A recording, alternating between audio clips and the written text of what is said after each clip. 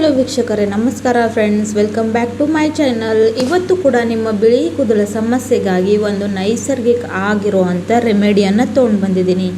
ನೋಡಿ, ಪದೇ ಪದೇ ಕೆಮಿಕಲ್ ನೀವು ಬಳಸ್ತಾ ಬಂದರೆ ನಿಮ್ಮ ಕೂದಲು ಆರೈಕೆ ತುಂಬಾ ಹಾಳಾಗುತ್ತೆ. ಜೊತೆಗೆ ಇದರಿಂದ ಸ್ಕ್ಯಾಲ್ಪ್ ಮೇಲೆ ಕೂಡ ಸೈಡ್ ಇಫೆಕ್ಟ್ ಬೀಳುತ್ತೆ, ಹಾಗೂ ನಮ್ಮ ಸ್ಕಿನ್ ಮೇಲೆ ಕೂಡ ತುಂಬಾ ಪರಿಣಾಮಗಳು ಬೀಳುತ್ತವೆ.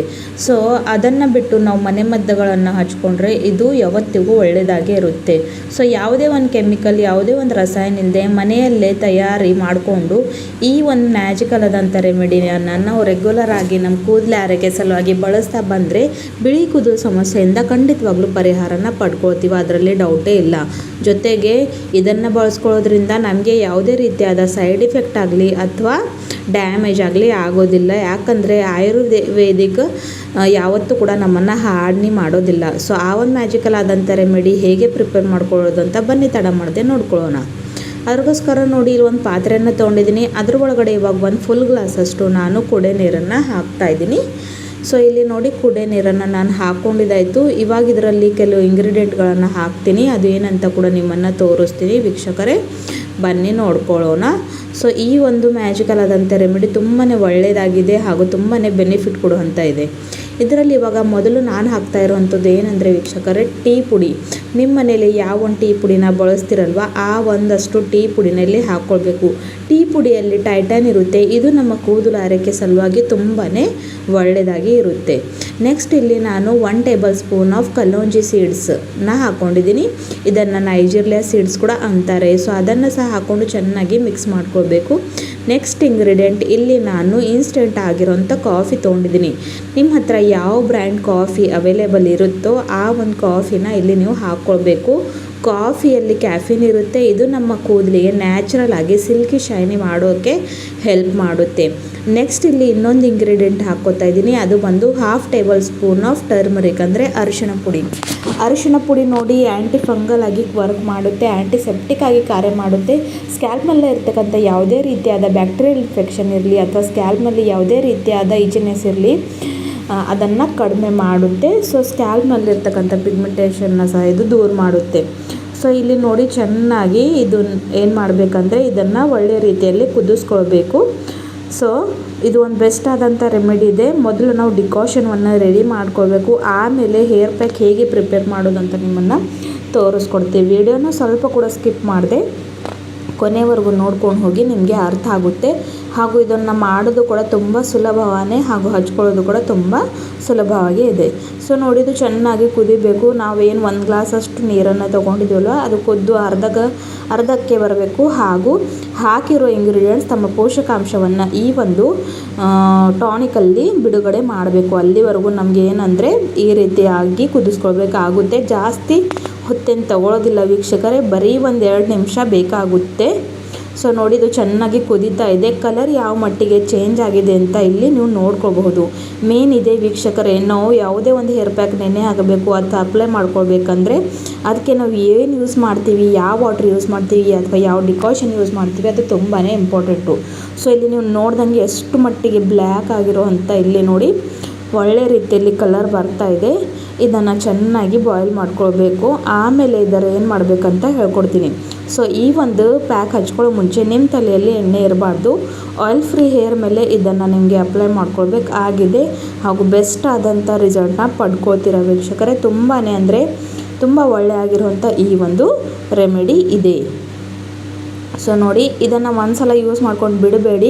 ಮಿನಿಮಮ್ 1 ತಿಂಗಳಲ್ಲಿ 2 ಸಲ ಅಂತೂ ಹಚ್ಕೊಳ್ಬೇಕು. ಅಂದರೆ 15 ದಿವಸಕ್ಕೆ 1 ಸಲ ಈ ಒಂದು ಹೇರ್ ಪ್ಯಾಕ್ ಹಚ್ಕೊತ ಬಂದ್ರಂದರೆ ನಿಮಗೆ ಬಿಳಿ ಕೂದಲು ಸಮಸ್ಯೆಯಿಂದ ಪರಿಹಾರ ಸಿಗುತ್ತೆ.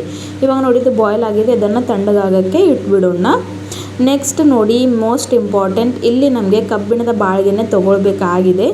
ಅದರ ಒಳಗಡೆ ಇವಾಗ ನಾನು ಏನು ಹಾಕ್ತಾಯಿದ್ದೀನಿ ಅಂದರೆ ಆಮ್ಲ ಪೌಡ್ರ್ ಅಂದರೆ ನೆಲ್ಲಿಕಾಯಿ ಪುಡಿ.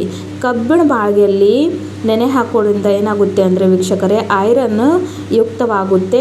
ಸೊ ಇದು ಮೋಸ್ಟ್ ಇಂಪಾರ್ಟೆಂಟ್ ನಮ್ಮ ಕೂದಲು ಆರೈಕೆ ಸಲುವಾಗಿ, ಹಾಗೂ ನಮ್ಮ ಡೈ ತುಂಬಾ ಒಳ್ಳೆಯ ರೀತಿಯಲ್ಲಿ ಪ್ರಿಪೇರ್ ಆಗುತ್ತೆ.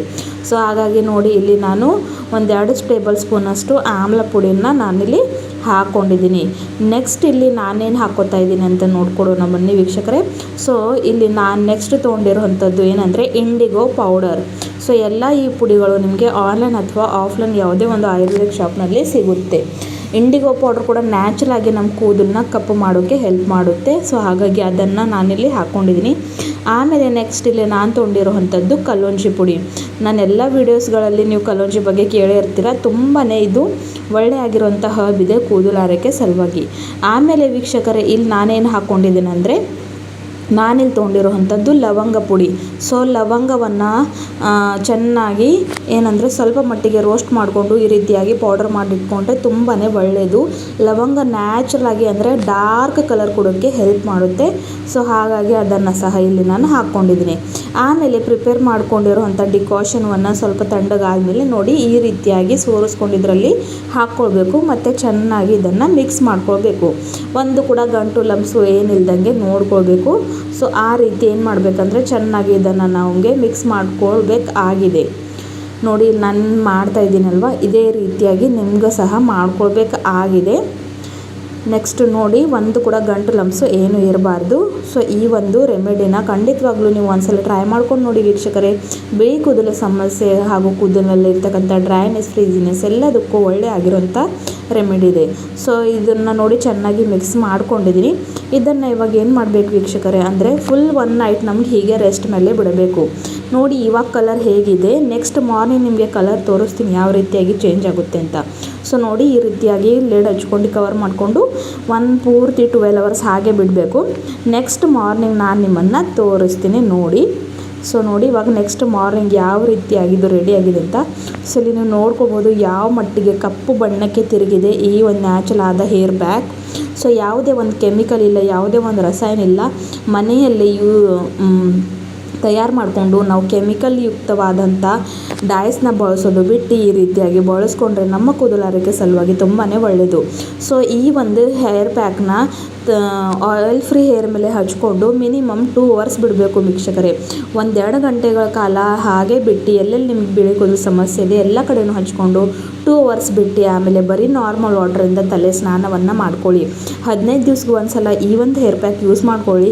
ಸ್ವಲ್ಪ ದಿನಗಳ ನಂತರ ನಿಮಗೆ ಇರುವಂಥ ಬಿಳಿ ಕೂದಲು ಸಮಸ್ಯೆ ಖಂಡಿತವಾಗ್ಲೂ ಕಡಿಮೆ ಆಗೇ ಆಗುತ್ತೆ. ಜೊತೆಗೆ ಕೂದಲು ತುಂಬ ಒಳ್ಳೆ ಸ್ಥಿತಿಯಲ್ಲಿ ಇರುತ್ತವೆ. ವಿಡಿಯೋ ಇಷ್ಟ ಆದರೆ ಚಾನಲ್ ಲೈಕ್ ಮಾಡಿ, ಸಬ್ಸ್ಕ್ರೈಬ್ ಮಾಡಿ. Thank you. Take care. Bye bye.